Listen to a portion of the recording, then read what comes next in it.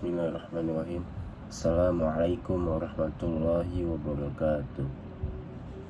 Izin memperkenalkan diri, saya Diki Dwi Dermawan, NPM 20210200431. Di sini saya akan memulai atau melanjutkan kembali materi dari filsafat hukum Islam di pertemuan ke-6 yang berjudul Objek dan Kegunaan Filsafat Hukum Islam. Hukum Islam mengacu pada pandangan hukum yang bersifat teologis. Artinya hukum Islam itu diciptakan karena ia mempunyai tujuan. Tujuan dari adanya hukum Islam adalah terciptanya kedamaian di dunia dan kebahagiaan di akhirat. Jadi hukum Islam itu bukan bertujuan meraih kebahagiaan yang fana dan pendek di dunia semata, tetapi juga mengarahkan kebahagiaan yang kekal di akhirat kelak. Inilah yang membedakan dengan hukum manusia yang mengendaki kedamaian dunia saja. Tujuan hukum Islam tersebut merupakan manifestasi dari sifat Rahman dan Rahim, yakni kepada Allah. Rahmatan lil alamin adalah inti syariah atau hukum Islam. Keberadaan syariah ini tersebut dapat menegakkan perdamaian di muka bumi dengan pengaturan masyarakat yang memberikan keadilan kepada semua orang.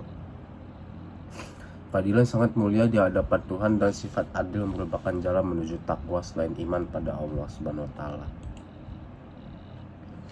Hukum Islam dalam upaya menegakkan itu semua harus siap menghadapi kejadian-kejadian baru yang timbul karena perkembangan masyarakat dan perubahan suasana. Oleh karena itu, pengkajian filsafat hukum Islam mutlak diperlukan. Keberadaan filsafat hukum Islam akan menegakkan hukum Islam dan memberikan jawaban terhadap tantangan zaman dan merupakan hukum terbaik sepanjang semesta alam. Kemudian, sebagaimana ditemukannya sebelumnya, setidaknya ada 5 sistem hukum yang hidup dan berkembang di dunia yaitu common law, juga dikenal dengan Anglo-Saxon. Kemudian kedua civil law atau biasa disebut hukum kontinental. Terus ketiga ada custom law, keempat Islamic law, dan yang terakhir sistem hukum sosialis komunis. Manfaat studi Islam adalah menjelaskan kajian filsafat hukum Islam akan memberikan pengetahuan hukum Islam secara utuh pada ahli hukum Islam. Filsafat hukum Islam diperlukan untuk pengkajian secara mendalam terhadap hukum Islam untuk mewujudkan hukum yang berkeadilan senantiasa sesuai dengan kondisi zaman. Pengkajian filsafat hukum Islam juga memungkinkan pemahaman Islam secara menyeluruh dengan ilmu agama lainnya. Para ahli usul fikih sebagaimana ahli filsafat hukum Islam membagi hukum Islam itu ada 2, yakni filsafat tasyri, kemudian yang kedua filsafat syariah.